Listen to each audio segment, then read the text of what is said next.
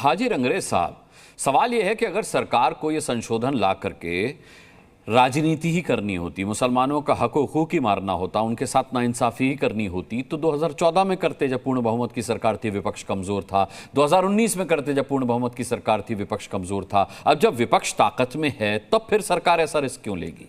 देखिए, 3-4 बात हैं जो मैं आपसे कहना चाह रहा था कि ये आर्टिकल 14, 15 और 25 के सिद्धांतों के खिलाफ है। एक तो ये कानून ये फ्रीडम ऑफ रिलीजन के खिलाफ है। और मेरा तीसरी बात ये है कि अभी क्या हुआ, अयोध्या में 1300 एकड़ भूमि थी जो कि सरकार ने वहाँ की अडानी और बाबा रामदेव और रविशंकर को दे दी गई। यही टारगेट जो है मुसलमानों की संपत्ति के लिए हो रहा है कि ये संपत्ति इनसे छीनकर और लखनऊ में एक भाई जो थे बड़ी अच्छी बात कह रहे थे, हाजी दे दी जाए। लखनऊ से अभी एक भाई ने बड़ी अच्छी बात कही कि उन्होंने मसौदा नहीं पढ़ा लेकिन वो इस बिल को ठीक मानते हैं। वो उन्होंने ये भी कहा कि जो इसका विरोध कर रहे हैं मसौदा उन्होंने भी नहीं पढ़ा, फिर भी वो विरोध कर रहे हैं। आप सुन तो लीजिए, हम पढ़कर भी आए हैं, लिख के भी लेकर आए हैं। मैं बार बार एक बात और बात कहना चाह रहा था कि ये अमेंडमेंट जो बिल है ये एनआरसी ही होगा। पहले सरकार चाहती थी कि हमारी नागरिकता छीनना, अब हमारी वक्फ की संपत्तियों को छीनना। ये किसने कहा नागरिकता? मैं अनुराग जी, 1 मिनट सुनिए। आप ये कह रहे थे अभी कि कोई भी कागज तो होंगे आपके पास, तो फिर नागरिकता वक्फ की संपत्ति है। हाजी रंगरेज साहब, आपके पास कागज होंगे तो नागरिकता कैसे छीन जाएगी आपकी? सुनिए तो, ये सरकार की मंशा तो यही है ना सर। मैं क्या कह रहा हूँ, मेरी बात कर रहे हैं आप। अब ये कहते हैं कि ये बता दिया जाएगा कि ये जीनी उसका जो है कि वक्फ की संपत्ति है तो ये वक्फ को मिल जाएगी। मैं कह रहा हूं जो वहां पे सरकार होती है, वहां की जो स्टेट सरकार होती है और केंद्र की जो सरकार होती है, उनके लोग द्वारा अपॉइंट किए हुए लोग होते हैं वहां पर, ना कि कोई मुसलमान होते हैं। मैं ये भी बता दूं, अपॉइंट हुए हुए लोग होते हैं और वो ट्रिब्यूनल के तहत वो मुकदमा चलता है और जिसके पास डॉक्यूमेंट होता है उसका हो जाता है, कोई परेशानी वाली बात नहीं है। मगर ये जो बार बार टारगेट करना, मुसलमानों से दुश्मनी करना, बीजेपी आरएसएस का शुरू से एजेंडा रहा है कि वक्फ बोर्ड खत्म होना चाहिए। और बार बार ये जो बार बार खत्म तो नहीं किया जा रहा, जो बिल लेकर आते हैं, खत्म कहां किया जा रहा। और ये खास ये देखिए, वक्त पहले देखिए आप, अभी महाराष्ट्र में चुनाव होने वाले हैं, हरियाणा में चुनाव होने वाले हैं, उससे पहले इस तरीके का बिल लेकर आना, कॉन्फिडेंस में ना लेना जो है विपक्षी पार्टियों को, फिर सदन तक बात ना, किसने कॉन्फिडेंस में नहीं लिया भाई? पहले लीक करवा देना, सबको मेल किया गया था। आप लोगों ने मेल खोल कर नहीं पढ़ा तो क्या करे बताइए सरकार? आप लोगों ने मेल खोल कर नहीं पढ़ा तो क्या करे सरकार? आज सभापति ने कहा कि सबको मेल किया जा चुका है 6 तारीख को ही मसौदा। नहीं सर, मैं क्या कह रहा हूँ, 6 तारीख की बात है ना, उससे पहले तो मीडिया में कितने दिन से चल रहा है ये। सरकार ने क्या किया, सरकार ने पहले ये लीक कर दिया, आप लोगों तक पहुंचा दिया कि आप इस पर चर्चा करना शुरू करिए, लोगों की राय मशवरा लीजिए। तो सरकार भी दिखाती है कि हम किस तरीके से तानाशाही की तरफ इस देश को लेके जाने की तरफ कर रहे हैं। मैं कह रहा हूं, बार बार ये महिलाओं की बात कर रहे हैं तो बिल्किस बानो को बनाइए उसमें मेंबर, एहसान जाफरी की जो बेगम है उनको बनाइए। मैं कह रहा हूं ये किसी भी तरीके से, बार बार मैं कह रहा हूं, बार बार हमारी पार्टी के बैरिस्टर साहब कह रहे हैं कि ये मुस्लिम विरोधी है ये। और आर्टिकल 14, 15, 25 का मैंने आपको हवाला दिया, फ्रीडम ऑफ रिलीजन के खिलाफ है। तो ये सरकार टारगेट कर रही है मुसलमानों की संपत्ति को छीनकर अपने अडानी और अंबानी भाइयों को देना चाहती है, जो कि मैंने अभी अयोध्या का आपको एक उदाहरण बताया। अगर ये बात इनको लगता है कि मैं झूठ बोल रहा हूं तो ये पढ़ लीजिए कटिंग, मैं आपको भेज देता हूं।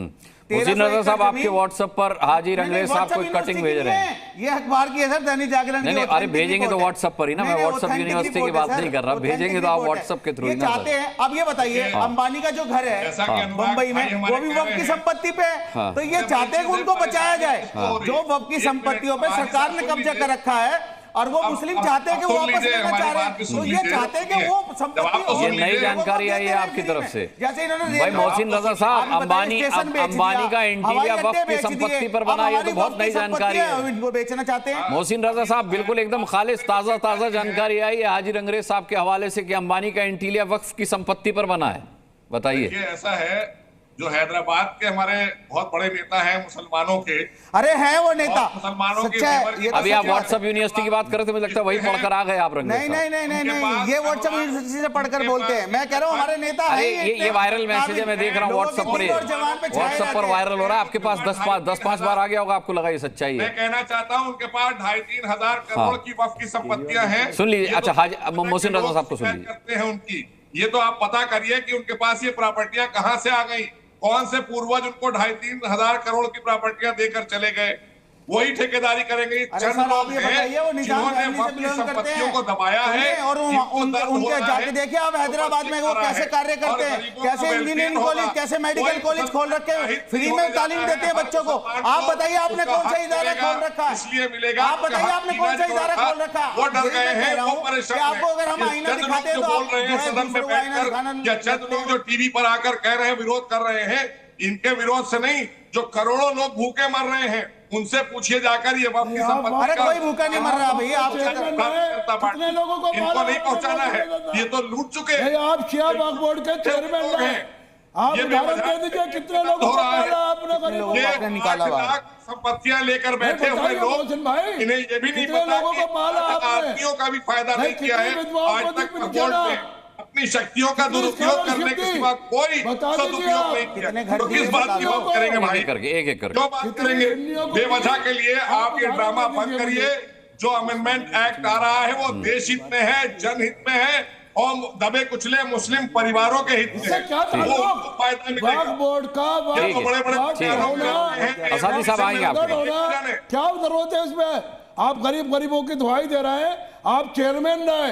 मोहसिन भाई, कितने लोगों को आपने पेंशन दी, कितने लोगों की मदद की, कितने लोगों की नहीं रहा, आपने सहायता की। भारतीय जनता पार्टी की टीवी पर बोल रहे हैं, गरीबों के साथ खड़ी है, गांव गरीब के साथ खड़ी है और मुसलमानों का भी बहुत बताइए ना। अरे आप मुझे बता दिए मेरे भाई, अरे हम उत्तर प्रदेश में बता सकते हैं। आ जाइए 1 लाख 30 हजार। अच्छा ठीक है, स्कॉलरशिप। ठीक है। मेहमान बहुत सारे मेरे साथ। मैं यूकेडी वक्फ बोर्ड के चेयरमैन या उनका वेलफेयर शादाब शम्स साहब को जोड़ना चाहूंगा। शादाब शम्स साहब, मुझे ये बताइए कि इस अमेंडमेंट बिल में सबसे ज्यादा आपत्ति किस बिंदु पर है आपको?